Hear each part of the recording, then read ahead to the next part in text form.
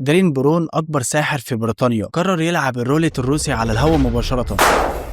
في 2003 بيذيع على أكبر عرض هيعمله في حياته وهيلعب الرولت الروسي على الهواء مباشرة. ديرين وقتها كان بيحقق أكبر المشاهدات والشهرة في بريطانيا، وكان ليه عروض غريبة كتير زي إنه أقنع ناس عاديين إنهم يسرقوا بنك، وأقنع ناس تانية إن هم يقدروا يتواصلوا مع الأرواح، وغيرها من الحاجات دي كتير. والغريب إن ديرين أصلا مش ساحر، لكن دارس علم نفس كويس جدا، ودي واحدة من العروض اللي هو كان بيقدمها في الشارع قدام الناس. ببساطة إن بيكون قدامك 6 كواب وبيكون فيهم ورقة واحدة، ولازم إن الشخص ده يخبي الورقة في كوب منهم، وديرن عليه إن هو يعرف الورقة فين بالظبط، ولو معرفش فين الورقة بيدفع مبلغ مالي ضخم. بس الاستراتيجية بتاعته في اللعب غريبة جدا، زي إن بيخلي الشخص بيعد من 1 لحد 6 وبطريقة معينة بيعرف إن الشخص خبى الورقة في أنهي كوب، وكان بيعتمد على نبرة الصوت وتغير الوجه، يعني الصوت بيتغير في العدد المعين اللي هو بيخبي فيه الورقة، وكمان ملامح وشه. طيب ده ايه علاقته بالرولت الروسي؟ الفكرة في لعبة الرولت اللي بيكون في المسدس طلقة واحدة وبيكون في 6 خانات فاضيين، وانت عليك تتوقع ان الطلقة موجودة في انهي خانة وبعد كده تضرب على نفسك، ولو انت غلطت مش محتاج اقول لكم ان التمن بيكون حياتك.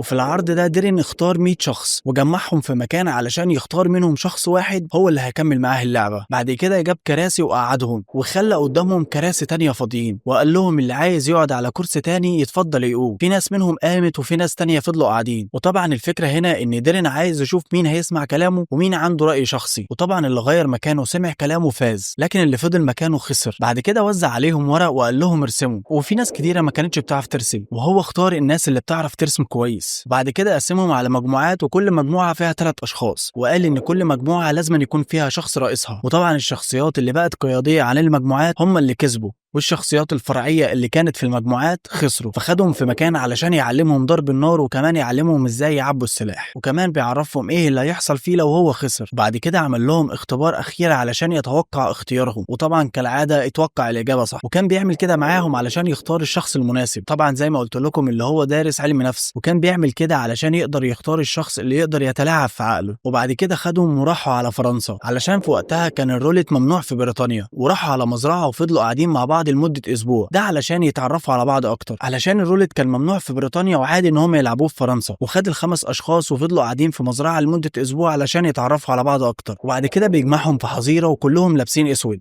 ودلوقتي الاختيار على ديرين اللي هو يختار شخص واحد يلعب معاه، واللعبة عبارة عن اي شخص هتيجي عليه الكاميرا لازم يقول هو كان بيفكر في ايه في اللحظة دي، وديرين عليه ان هو يتوقع ان هو كان بيفكر في ايه. واول واحد ديرين بيتوقعه خطأ، وتاني واحد بيتوقعه بيكون صح، وبعد كده تالت واحد بيكون خطأ، وبعد كده رابع واحد بيكون خطأ، حتى الخامس بيطلع خطأ. وبعد كده بدأ يحلل شخصياتهم. بعد كده بيختار منهم واحد اسمه جيمس، وده علشان هو ألطف واحد فيهم، هو قال عليه كده. بعد كده بيقعدوا على ترابيزة والسلاح بيكون في النص، وبيدخل عليه شخص بيكون معاه طلقة حي، وبعد كده بيخلي الشخص اللي قاعد قدام ديرين هو اللي بيختار الطلقة، وبعد كده بياخدها وبيحطها في السلاح وبيضرب علشان يأكد إن الطلق اللي موجود كله حي.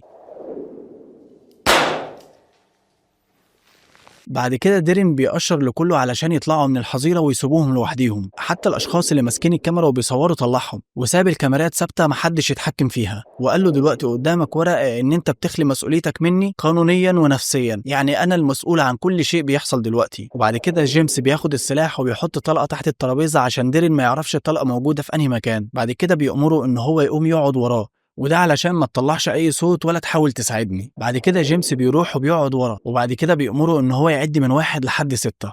1 2 3 4 5 6. بعد كده ديرين بيختار الخانة رقم 3، وده علشان هيمشي بالترتيب 3 4 5 6 1 2. وقبل ما نبدأ عايزكم تتخيلوا ان انتوا مكانه، لازم تتوقعوا الطلقة موجودة في انهي مكان. وخانة رقم 3 بتكون امان، والخانة الرابعة برضو أمان، والخانة الخامسة وهنا ديرين أخطأ فيها. وبعد كده بيظهر عليه التوتر لأن بقى قدامه 3 خانات وهو دلوقتي أخطأ في واحدة. بعد كده ديرين بياخد وقت طويل ويفكر،